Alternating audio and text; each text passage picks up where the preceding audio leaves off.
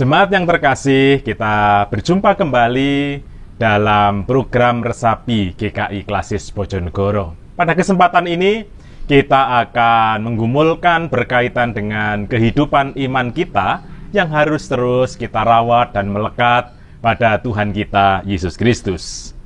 Di dalam Matius pasal 12, ayatnya yang ke-44, saya bacakan demikian. Lalu ia berkata, Aku akan kembali ke rumah yang telah kutinggalkan itu. Maka pergilah ia dan mendapati rumah itu kosong, bersih tersapu, dan rapi teratur. Jemaat Tuhan yang terkasih, dalam kehidupan kita mengenal istilah pertobatan. Pertobatan ya, itu diterjemahkan dari kata Yunani metanoia. Metanoia itu pertobatan dalam arti sikap hati yang menyesal karena telah berpikir, berkata, berbuat yang bodoh, yang jahat, dan tidak sepatutnya. Bertobat berarti mengambil keputusan untuk berubah, mengambil keputusan untuk mengubah pikiran kita, mengubah cara hidup kita untuk kembali ke jalan yang benar dan jalan yang baru, mengubah arah dan kehidupan kita dengan perasaan penuh penyesalan dan penuh kesadaran. Jadi pertobatan dalam konteks metanoia itu adalah pertobatan yang lahir dari hati. Bukan karena terpepet, bukan karena diancam, bukan karena terdesak, bukan karena tidak ada pilihan lain. Tapi hati yang menyesal dan penuh kesadaran. Orang yang bertobat itu digambarkan seperti rumah yang telah dibersihkan, rumah yang telah ditata, rumah yang telah dikondisikan sedemikian teraturnya. Tetapi Bapak Ibu, bahwa kalau orang yang bertobat itu lalu tidak merawat pertobatannya, tidak menjaga pertobatannya, tidak memelihara pertobatannya, maka seperti rumah yang bersih, rumah yang telah ditata, tetapi tidak ditinggali, dibiarkan kosong. Di dalam ayatnya yang ke-44 tadi, dikatakan, Aku akan kembali ke rumah yang telah kutinggalkan itu. Maka pergilah ia dan mendapati rumah itu kosong, bersih tersapu, dan rapi teratur. Pertobatan memang tindakan yang penting. Tindakan yang penting, tapi itu baru awalnya. Pertobatan itu harus diikuti tindakan selanjutnya, yaitu apa? Merawat pertobatan kita, menjaga pertobatan kita, mengisi pertobatan kita, hati dan pikiran kita yang melekat kepada Tuhan Yesus Kristus. Atau kalau Bapak Ibu membaca di dalam Galatia 5, dalam buah roh, di situ dikatakan orang bisa menghasilkan buah roh kalau ia menjadi milik Kristus. Menjadi milik Kristus itu berarti apa? Orang yang beriman kepada Allah, orang yang hatinya melekat kepada Allah, orang yang memelihara hidupnya di dalam Tuhan, dan bersedia menyalipkan daging dengan segala hawa nafsu dan keinginannya. Orang yang bertobat, tetapi tidak merawat imannya, sama seperti rumah yang dibersihkan, tapi dibiarkan kosong.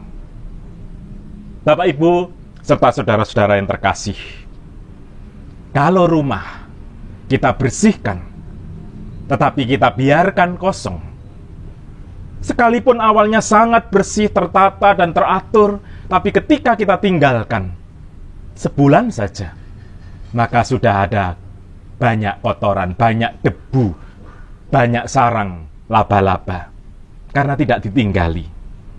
Demikian juga pertobatan kita. Pertobatan itu baru awal, tetapi perjalanan iman itu harus terus dirawat, harus terus dipupuk, harus terus dijaga sedemikian rupa. Sebab jika tidak, maka pertobatan itu hanya sekedar sebuah pertobatan, tidak akan menghasilkan kehidupan yang baik. Bapak, Ibu, serta saudara-saudara yang terkasih, merawat pertobatan itu adalah tindakan selanjutnya. Bertobat adalah tindakan awal, tetapi merawat pertobatan itu adalah tindakan-tindakan yang harus terus-menerus kita lakukan. Seperti tanaman ini bisa tumbuh, bisa berbuah, ya. Ini karena dirawat. Tiap hari kami siram, kami beri pupuk, kami tambahi tanahnya kalau kurang tanahnya. Merawat itu maka menghasilkan kehidupan dan berbuah. Jemaat Tuhan yang terkasih, demikian juga iman kita. Kalau iman kita tidak kita rawat, maka iman itu akan mati. Tuhan memberkati. Amin. Mari kita berdoa. Tuhan, saat ini kami bersyukur Tuhan senantiasa menyertai kehidupan kami. Karena itu kami bersama-sama mohon kepada Tuhan, Tuhan kiranya memampukan kami untuk bertobat, menyesali dengan penuh kesadaran akan kehidupan kami yang tidak patut, hati dan pikiran kami yang tersesat, untuk kembali kepada jalan kebenaran Tuhan, dan mampukan kami untuk terus merawat kehidupan iman kami dalam pertobatan itu, supaya hidup kami terus bertumbuh dan menghasilkan buah-buah kehidupan yang baik.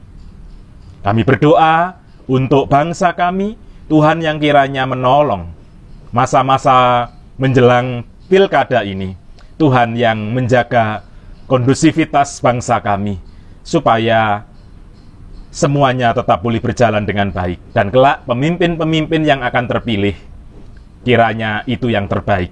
Kami mohon Tuhan yang menolong dalam proses-proses kehidupan bangsa kami.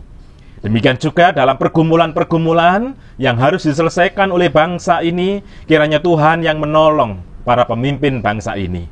Kiranya hikmat-Mu Tuhan anugerahkan. Tetapi jika ada di antara para pemimpin bangsa kami yang hatinya jahat dan culas, jamahlah supaya mereka boleh bertobat dari semuanya itu.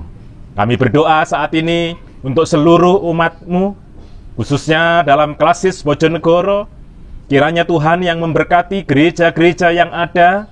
Biarlah hamba-hamba-Mu yang Tuhan percaya untuk melayani, untuk menggembalakan umat-Mu yang Tuhan percayakan dalam jemaat masing-masing. Mereka lewat hamba-hamba-Mu ini terus bertumbuh dalam kehidupan imannya dan boleh bersuka cita dalam imannya. Karena itu, dalam masa pandemi ini, kiranya Engkau memberkati hamba-hamba-Mu, para penatua, para pendeta, para aktivis. Mereka, kiranya Tuhan anugerahi hikmat-Mu untuk berinovasi dalam pelayanannya dalam masa pandemik ini, sehingga seluruh umat yang Tuhan percayakan untuk digembalakan, mereka senantiasa boleh teguh dalam pengharapan imannya, karena mereka punya gembala yang baik. Tuhan memberkati, Tuhan yang menolong, Tuhan Yesus Sang Gembala Agung kami, kiranya yang menguatkan kami.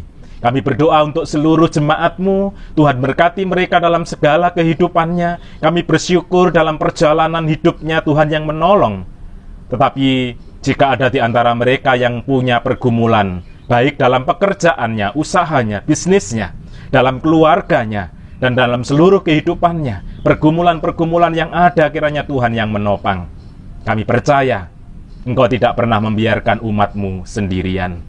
Karena itu ya Tuhan, kiranya Engkau yang menolong, Engkau yang memberkati. Kami percaya tangan Tuhan tidak kurang panjang untuk menolong, dan pendengaran Tuhan tidak kurang tajam untuk mendengarnya. Karena itu kami percayakan seluruh kehidupan umat-Mu dalam kuasa Tuhan. Ebenezer, sampai di sini Tuhan menolong kami. Dan kami percaya dalam perjalanan ke depan, Tuhan juga yang akan menolongnya. Terima kasih Tuhan Yesus. Sebentar lagi kami akan berpisah, kami melanjutkan segala aktivitas kami. Tuhan yang memberkati kami semua. Di dalam puasa, Tuhan Yesus Kristus, Tuhan yang hidup, Sang Sumber berkat kami naikkan doa ini. Amin. Jemaat Tuhan, selamat merawat kehidupan iman saudara, supaya senantiasa terus bertumbuh dan menghasilkan buah-buah yang baik untuk kehidupan ini. Tuhan memberkati. Amin.